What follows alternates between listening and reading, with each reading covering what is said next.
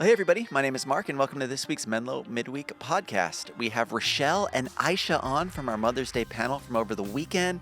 We're going to be continuing the conversation around how to love and support the mom and mom-like figures in our community well. I'm so grateful for their time and that they shared such amazing wisdom with us and were so vulnerable in the process. So would love to share any encouragement that you have as you're listening. You can text our team to 650-600-0402. Let's encourage them and I can pass that along to them as well. And just thank you to all those like Rachelle and Aisha who have said yes to volunteering with us here at Menlo Church. We truly could not do the things that we're doing without you and really believe that when we say yes to volunteering, we are giving God more space in our lives to form us into the people that He wants us to be. So thank you so much for everyone that said yes to helping out, and we would love to continually extend an invitation for you to join any of our teams here, whether that's online or in person. So you can reach out to us at any time, and now let's go ahead and jump into today's podcast. Well, welcome everybody to the Menlo Midweek podcast. My name is Mark, and we have two wonderful guests on today. We have Rachelle. Thank you for having me here. And yes. Aisha. Woo! You may recognize their voices, or if you're watching along on YouTube, recognize their faces from the wonderful panel that we had yesterday. Mm-hmm. And also shout out to Janet and Kristen as well, as you all did such an amazing job. It was awesome. So I think that was both your first times like on the stage on Sunday. I want to know how that was. Were you nervous? Was it fun? So it was all of the things. Okay. Yeah. I was super anxious, super nervous before, but getting on there was beautiful. But I do have to say that there was a bit of an intimidation because I was like, that's consecrated space, right? Like that's sacred space to go up there. You really, like, are you worthy? Just make sure you've prayed, like you are in the space, because that felt like an invitation to walk on holy space. And so I didn't take it as just, hey, let's talk about being a mom. It was that, but it was, this is really something, and you need to really make sure you are understanding and asking the Holy Spirit to just speak through you in this moment. Aisha's so good. Rachelle, did you feel similar? I mean, she put it so beautifully, but I was nervous, excited for the opportunity. Always love participating in any opportunity I can to share with other people and hear stories that will hopefully inspire and encourage other people. But it's an honor and a blessing to any time to speak, especially when it's about the Lord and what God is doing in your life. But there is a slight nervousness that comes of like, I want to say the right thing. Yes. And it's like, you don't want to center yourself. Right. You don't want ego in there, you know. So it was just, I think for me also, the diversity of the panel, of just the diversity across so many different aspects of just how we came to motherhood, how we are experiencing motherhood, the different issues we're facing and the various testimonies. It just was really beautiful. I don't know how Pastor Phil picked us, but it was, and maybe God told him, pick her. I don't know how it happened, but some of that. There was some divine selection in there, and I felt very honored to be there with everyone. It felt like everyone was pretty comfortable for the most part, or at least it looked like no one was super nervous. I thought we were more nervous at our first meeting around the table. Yes. And then there was a pre-meeting before this? Okay. Yeah, we had a meeting a couple of weeks ago and sat, and Phil asked us all those questions. We all answered them. Great. And then we had an opportunity to say which ones we felt more comfortable answering. And that day felt more nervous. And then as soon as we sat on that stage, it was like we were just in a living room. Yeah. I just felt like we were in a living room having a chat with everybody that was there. And I don't know, that's how I felt. I feel like the transformation was definitely spirit-led because, as I said, I was anxious. I woke up anxious. I got to church anxious. I was looking at that stage like, oh my goodness. And once I got up the stage and didn't fall, didn't tumble, that was my biggest fear, like, oh my God, don't tumble, and sat down. This calm came over me, and it was just listen to what everyone else is saying, be very present in hearing their testimonies, and be very clear on what you're sharing about your own testimony. The calm was just, wow. Yeah. Once you got on the stage. Yeah. I did tell Aisha, if you fall, I'll just fall with you. We'll fall together. We'll just tumble together. Maybe that's what made me feel really calm. Tripping up the stairs or something. Yeah. That's so funny. Thankfully, you didn't have to. Yeah. I love what you said about that, too, because in one of the questions, it was about listening and how we can help support each other, mothers specifically. But I loved and kind of noticed as everyone was talking and giving their answers, it seemed like everyone on the panel was leaning in, were paying attention, were thinking and formulating thoughts and questions of their own. And so I thought that was really cool. Like, in the moment, I don't know if y'all just do this naturally or what, but it was like you were showing us how you want us to listen. Yeah. Wow, that's a really good point. How we want them to listen. Yeah, because we wanted to answer the questions personally, Right. but then also relatably, right? For people who have experienced the things that we have or maybe haven't and want to understand it. Yeah. Yes. Yeah. I feel like I say all the time that I want to go back to all the mothers I judged before I was a mother. Oh, interesting. Yeah, because I had a lot of strong views about what women should be doing and how they should be raising their children before I was a mother. I mean, talk about ego. And then, on the other side of it, oh my gosh. And so you just realize that every woman is going through a lot of things. And so there's this sort of like community. You don't even have to know what another mother is going through to just know that she's going through things. Sure. And you want to give her that space where she feels safe and so, we're on a stage and there's, a couple hundred people in the room, but it really felt like I want to honor her by listening and letting her know that I'm here for her as she's telling her story and that I see her. Yeah. I am like her, but in a different way. And so it just felt like a privilege to be up there but it felt very personal, even though we were, in an entire church. Yeah. As you said, it felt like a living room conversation. That's kind of how I received it. And I'm a step removed because I'm watching through a screen. So I'm sure in the room, it even felt a little bit more so like we're just a part of this conversation that we're having together. So I love that. And I also love, as you said, the diversity of the people on the panel. I thought that was great. And so I want to know a little bit more about both of you. Aisha, we'll start with you. You mentioned that you came here about 7 years ago from Nigeria. Yep. So were you born and raised there, and then you came? Or how'd you meet your husband? All of that stuff. I'll tell you all the things quickly. So I have a bit of a zigzag life. Okay. I was born in Boston. My parents so I'm a first-generation American. My parents are Nigerian. My father fought in the war in Nigeria, and then after the war was given a scholarship to come to the U.S. Amazing. And he married my mom. They didn't know each other very long. I think he just didn't want to come to America without a wife. Did they meet there? They met in Nigeria. Okay. So my dad's commanding officer was my mom's uncle. So he met my mom through his commanding officer. Okay. And my mother was and is beautiful. And they had a very quick courtship and came out here. As I mentioned in church, both of them were Muslims, so they had a Muslim ceremony. And then I was born a couple years later, and before I was 2, they divorced. My dad left my mom and moved back to Nigeria. And my mom was like, oh, wow, I like this American life. I actually want to get a college degree. And so she pursued the American life and got the college degree with the, little daughter. And, we lived in the projects. So I lived in the projects for the first almost decade of my life. And then we moved back to Nigeria. She moved back to Nigeria. I went with her to Nigeria. And I went to middle school and high school in Nigeria and then came back to the U.S. So this is what I talk about, zigzag. Came back to the U.S. I did undergrad, worked in New York for many years, went to business school, and then worked in the U.S. and lived around the world working. And then I met my husband in New York. So my husband's also Nigerian. He was also an investment banker. This is now 16, 17 years ago. So we were both at the New York City grind. And he decided he wanted to move to Nigeria to be an entrepreneur. And we got engaged. And that's how we got married, had 3 children, and living in Nigeria. 9 years went by, and then we moved back, which is 6.5 years ago, almost 7 years. So a bit of back and forth. Okay. I have so many questions.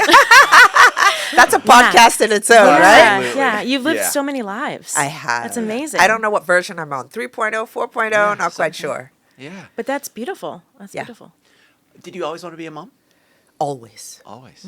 My fantasy of motherhood Mm-hmm. looks very different from what I used to think as a child. I never even thought that I would have a son.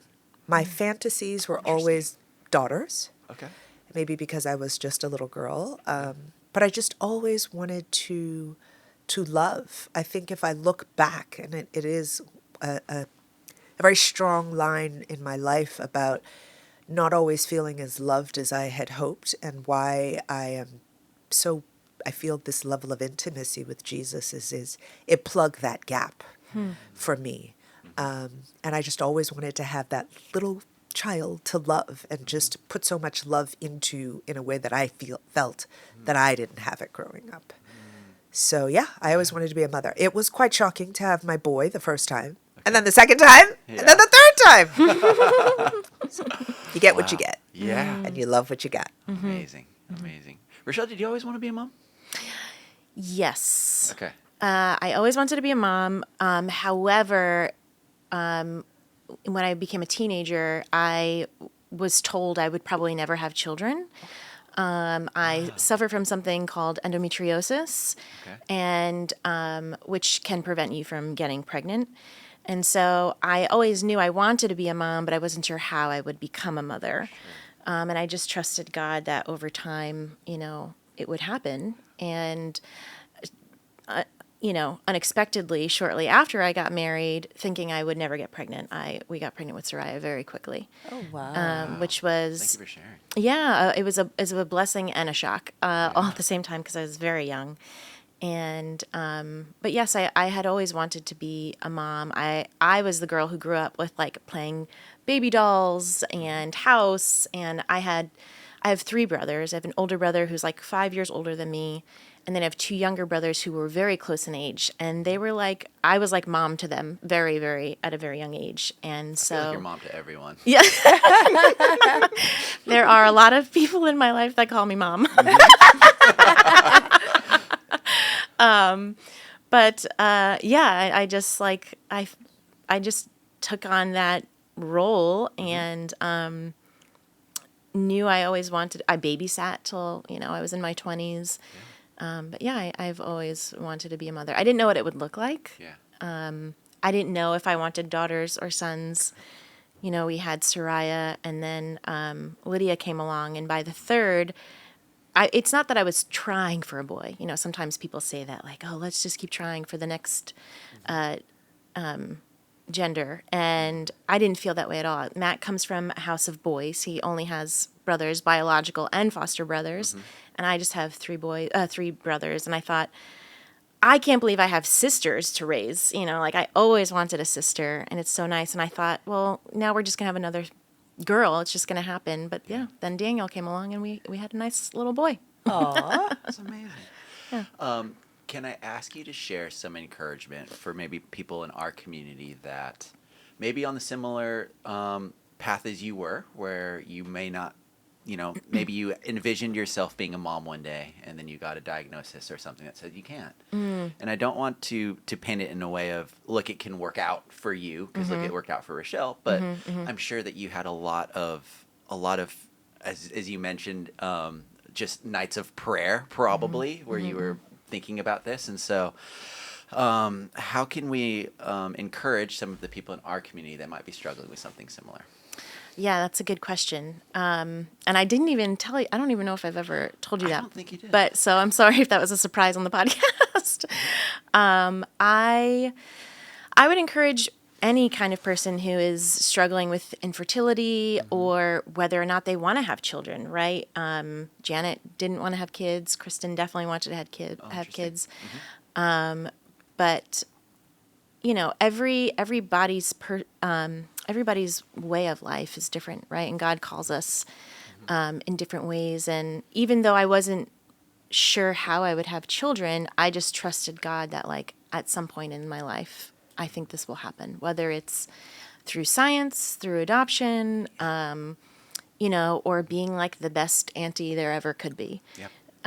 In fact, I think even though I wanted to be a mom, I think I wanted to be an auntie first because I had some really great aunts growing up. But I was the first in my family to have children, so I got to experience my daughters having some really great aunts. All that to say, I think that like staying close to your spouse and staying close to Jesus are the best ways to overcome any kind of obstacle in your life. Yeah. And having a really, really great support system matters because you want people who are going to encourage you and come alongside you and give you advice when you need it and cry with you when you're crying. And Absolutely. Your support system really, really matters. Yeah. I'm sure you experience that in all your travels as Of well. course. Yeah. And I think that, if you think about love, ultimately, that's what's at play here. And I know, okay, I can say that because I have 3 biological children.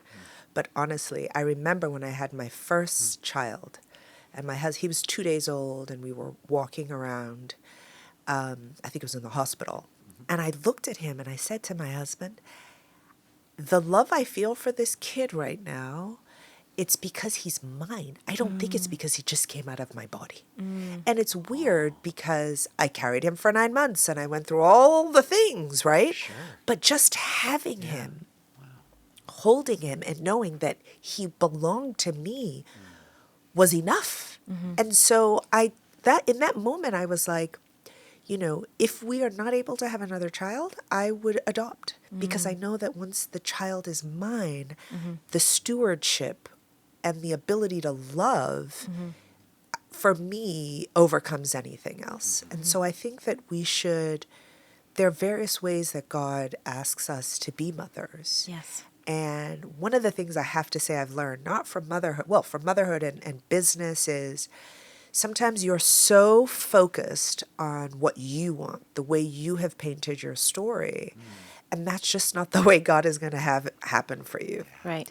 Yeah. And so you can knock your head, or, as I talked about yesterday, around the spirit of discernment and asking God, please give me wisdom. And are my plans your plans? Because I want to follow your plans. Yeah. And so can you just help me focus on your plan and not mine? And I think motherhood comes, as we heard yesterday, in so many different ways. Yes. And I think you should really listen to what God is guiding you to do because there's so many children on this planet that need to be loved. Of course. Wow.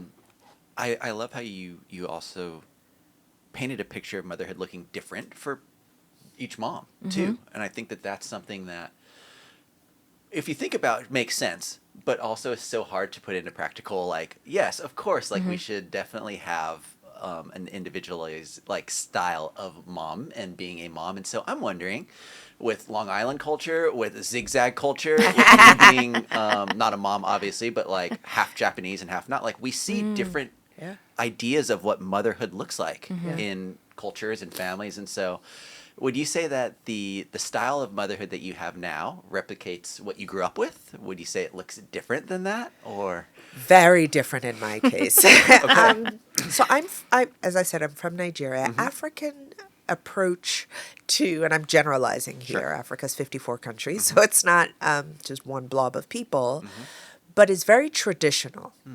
And in a way, I was raised, even though I was born in Boston, I was raised very much as a Nigerian child, which is speak only when you're spoken to.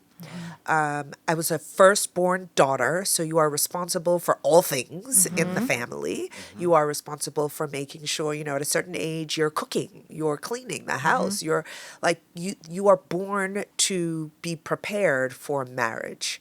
You were also born around this idea of purity culture, be very chaste and don't expose your chest and all the things. And also, you're not allowed to have feelings. And I know that sounds strange. I didn't really understand the realm of feelings until I got to college, because you are provided for, you have food, clothing, and shelter. You need to get all A's. You need to be an obedient daughter. It's just very clear and very regimented how you raise children. And now it's nothing like that, right? I'm actually learning from my children. I mean, there's some things that I don't debate. And that I think that a lot of that not just comes from my spirituality, but also from my culture. But that's a very small slice of things. Everything else is, opening the world up to feelings. I was not allowed to have feelings, and now my children have a million feelings. Yeah. And I have to be there for them in those feelings and validate some of them, affirm them, and tell them, because they're boys in a culture that sometimes doesn't acknowledge that boys should have feelings, I have to tell them you can. Yeah. But these are skills that I wasn't raised with, right? So Right. I'm learning on the Yeah. job. But my kids are not being raised in any way close to the way I was raised at all. Oh, interesting. Rachelle? Yeah. I think one of the gifts and most difficult parts of parenting is reparenting yourself as you parent. There are many ways where I feel like I'm growing up with my oldest daughter Yeah. because I see so much of myself in her. And then also in my middle child too. Like there are other ways that I see myself in her and in Daniel. But there are a lot of things ingrained in me from the way that I was raised, and I can see the best qualities of my mom in me. And I can also see the best qualities of other women who were in my life as well. And I had two friends growing up that I always loved going to their house because they were a good friend to me and I loved them. But also I really loved their moms and how they treated their daughters or their families. And I learned so much from my friendship, but then also from watching how their parents parented them. And even into adulthood, like there are some really significant women in my life who are my friends, but I also am paying attention to their moms as well and how they grandparent and how they still have mother-daughter relationships, even as adults. And so I think, yes, there are a lot of things ingrained in my life from being, a Long Island Italian frizzy brown-haired girl, who grew up in Italian New York culture and Jewish culture, because those things are very close together in New York. But also this evolution of learning along the way and paying attention to what the people around me. I will say that one of my favorite stories in the New Testament is when Jesus performs his first miracle. When he turns the water into wine at a wedding. And if you go back a few lines before the actual miracle, Jesus is walking with his mom and some of the disciples, and they walk up to the wedding and they're like, oh, we've run out of wine. What are we going to do? And it's Mary, his mom, that goes, Jesus, get over there. And he's like, no, not now. Don't, not now, mother, not now. I think he actually says woman, which sounds so disrespectful. I know, right? Jesus, chill, bro. Yeah. Take your place, woman. Were you grounded? But she went over to the servants and said, do everything he says. And I'm like, that is so typical of such an amazing Jewish mom to put her nose in everything, to tell her kids what to do. And take control. And take control. But how did she know? How did she know that this was the moment her kid was going to do something amazing? And I want to be that mom. I want to be the mom who knows their kids' talents and gifts and kindly, gently says go do that thing. Yeah. And makes doesn't overbearingly do it, but projects them into doing it. And I am very grateful for all of the women that I've seen in my life through all different experience do that in some sort of way. Wow, that's so good. How would you both say that women around you, community that you have with other moms, how does that impact maybe how you mother, how you feel supported, how you've learned to do, and as every mom is learning on the job to be a better mom? What role does support look like, and is that always from conversations, is it from books? How can we help support the moms in our community? I don't really read a lot of books about motherhood. Okay. I have the most amazing community of women around me, and that's where I go.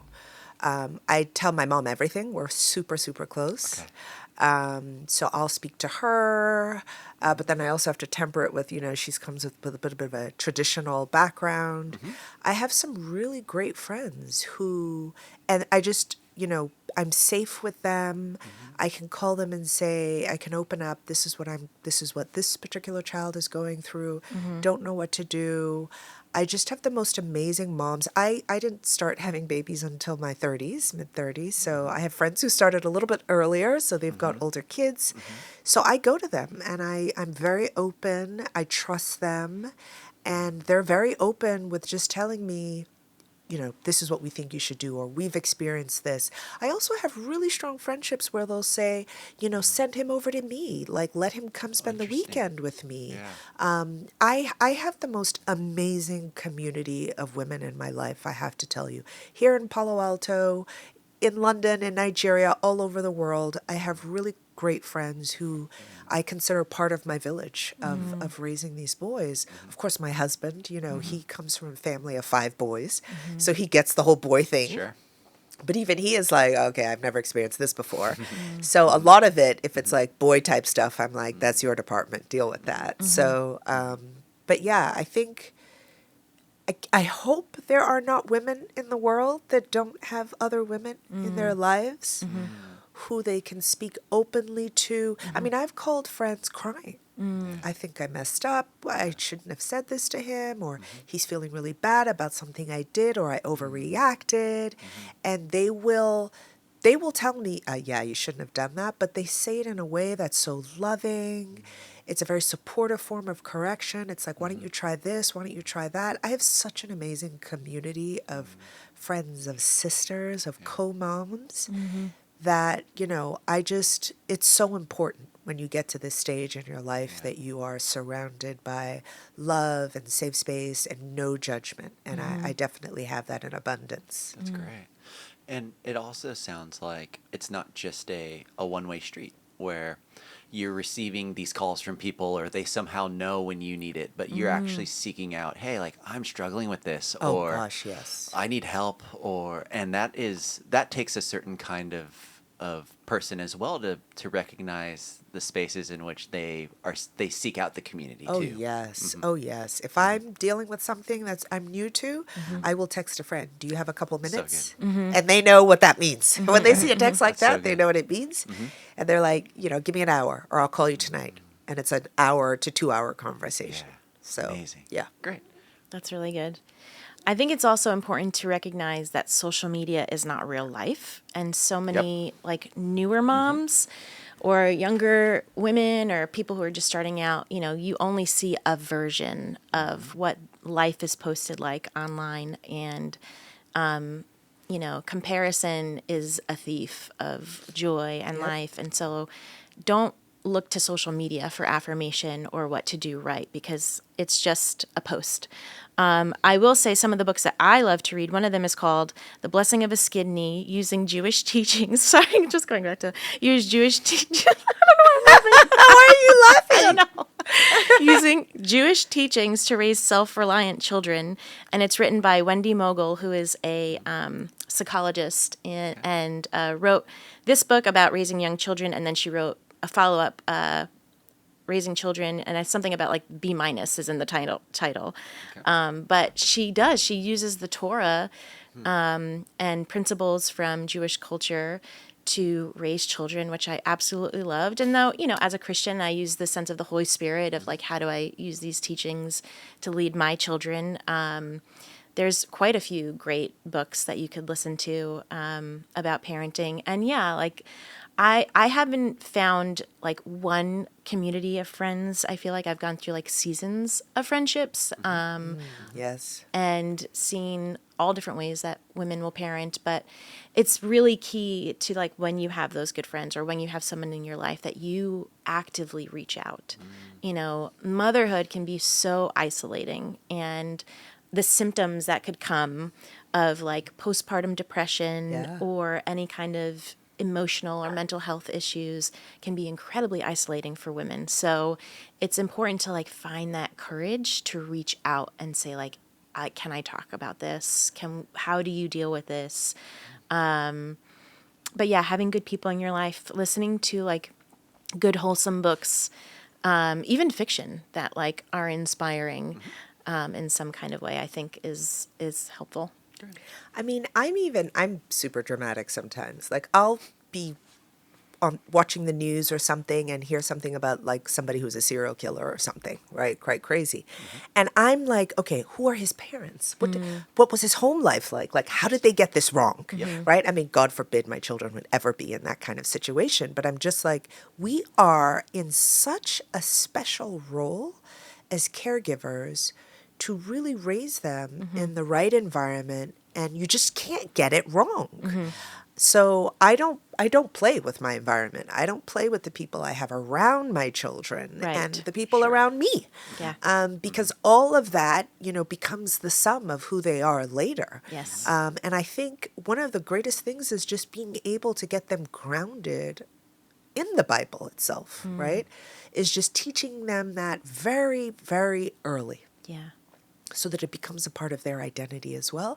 And so what I'm hoping is, as we have all these various influences, I have these various influences, one day they will hear my voice, right? When I'm not there, but they will know good from bad because they will hear my voice. It's been repeated several times. Yeah. Yep. I hear my mom's voice a lot in my brain still. And most of the time it's good, but sometimes I'm like, oh. Yeah, I know. But I know. yeah, no, it's always warranted. I just wanted to add one more book, if that's okay. And then you brought another book that we I can did talk bring about another too. So book, yes, yes. let's talk about them. So one of my younger brothers just had his first baby, him and his wife, last year. Oh, congratulations. Thanks be to God for science. They were able to have their firstborn child last year. Sweet little baby Benjamin. I love him.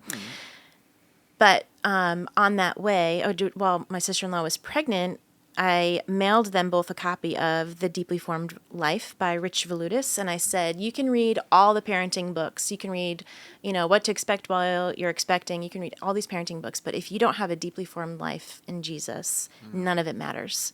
So I highly recommend that book, or any type of book that will teach you about, centering yourself in Christ and having a deep, deep sense of spirituality that leads you to Jesus and transforms your life before you even try to parent. So good. So good. And then what other book did you bring? So I also brought To Light Their Way. It's a collection of prayers and liturgies for parents by Kayla Craig. She is fabulous. I do suggest following her on Instagram because she posts a lot of her little prayers from this book. And you will find blessings. I mentioned at the 8:30 service that I love to pray for my children and say all different kinds of blessings over them. And not everybody understands how to give a blessing or what a liturgy is. And the words are printed for you right here for I want that holidays, book. special events, mundane tasks, mundane moments.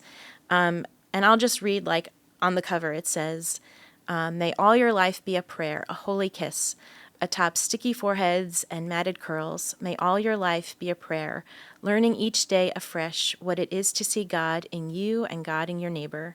May all your life be a prayer, an offering of presence and peace poured out and replenished between parent and child.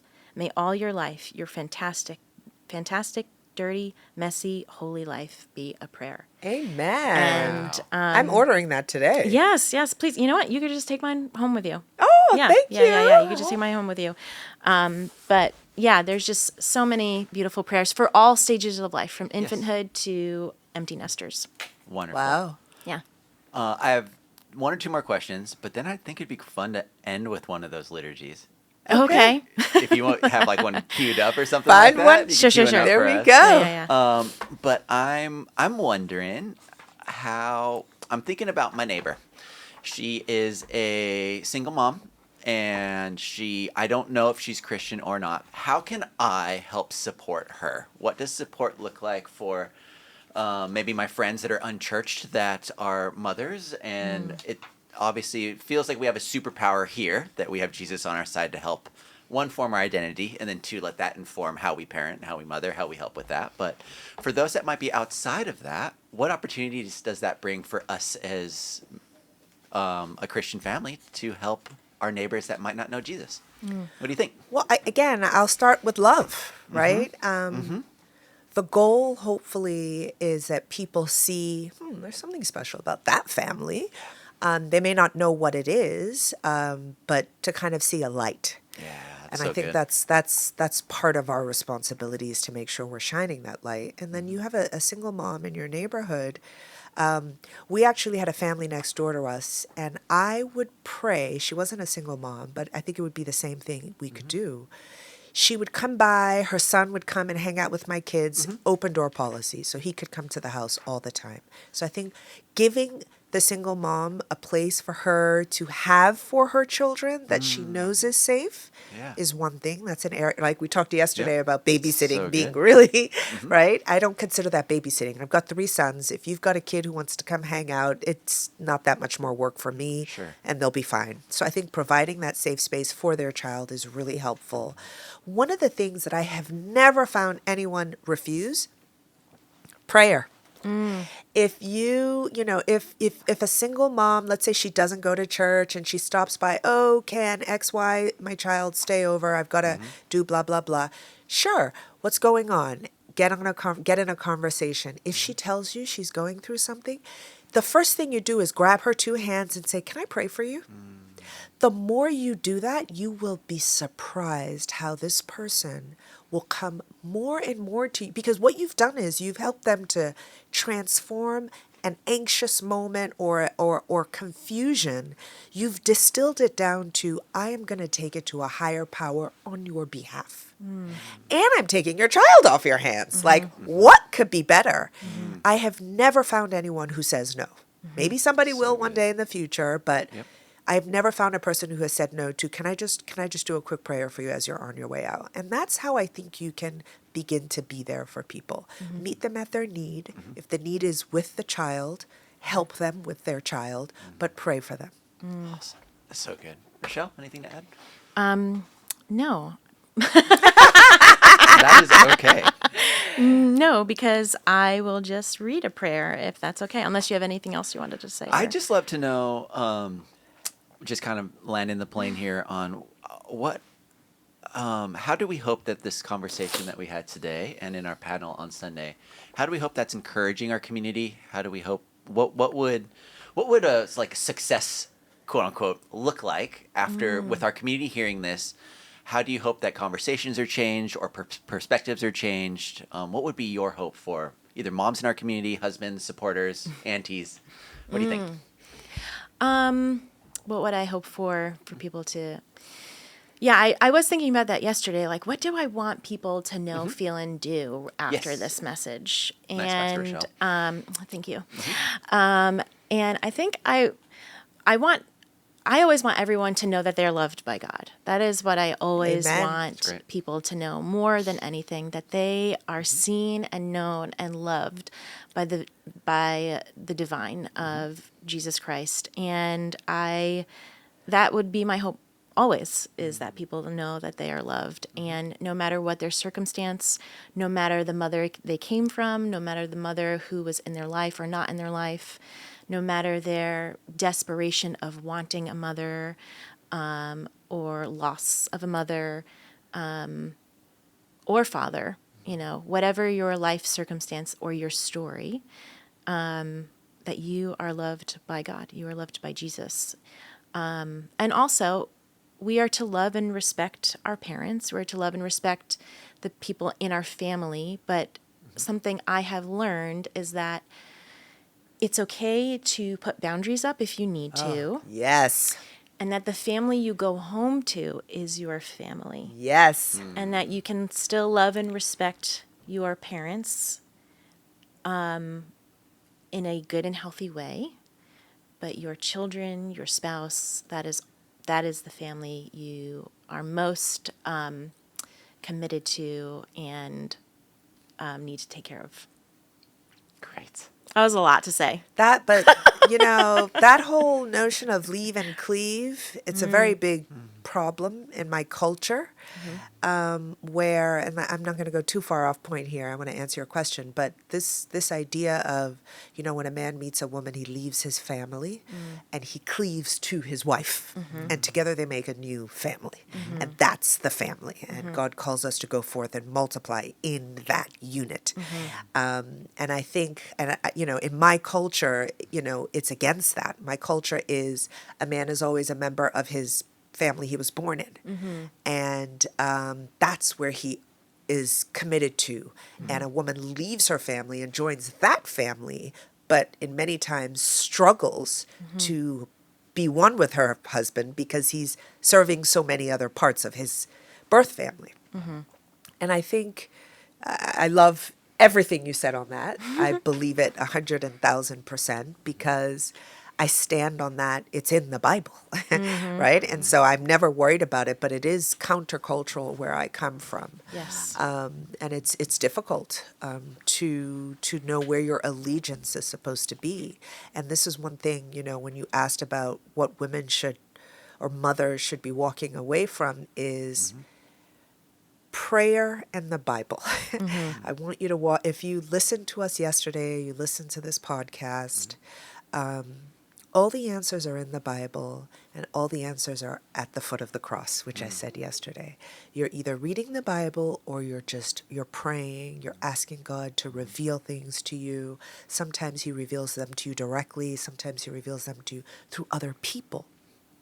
And so staying in prayer, staying in the Word, that is really your formula to success as a mother.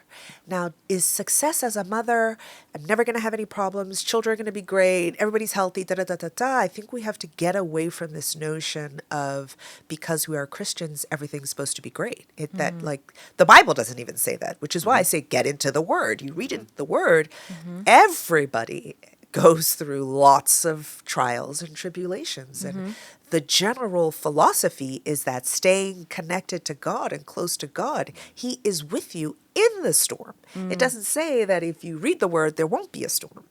And so if there's anything I want people to walk away from this discussion and yesterday's discussion is we are all going through it. Thank God for God. Thank God for Jesus. Yes. Thank God for the Bible. And thank God that we can develop this intimacy with Christ and that he will guide us through every single season of life, right? Because motherhood, there's the pre-motherhood season, then there's the, you just start, and then there's teenager, there's adult, there's various seasons you can't predict. But the person who knows you from when you were being stitched in the womb and knows your end already has the playbook. So just go where you get the answers. And so I think that's what I do, and I want that to be one of the main conclusions of yesterday and today. Stay in the Word, stay close to God. Yes. So good. Well, thanks, both of you, for coming on. It was awesome. And for those that are listening, if you need any prayer or encouragement this week, we'd love just to be a resource for you. So you can text our team at 650-600-0402. We have a team of volunteers here that want to walk with you, want to support you, and want to help you feel like you are in a community of people that are for you, because that's what we are. So, Rachelle, do you have a liturgy queued up for us? So, this is not a liturgy. This is a breath prayer. So at the end of the book, or towards the back, there are some breath prayers. Which this is something that's new to me. I've only learned in the last 3 years.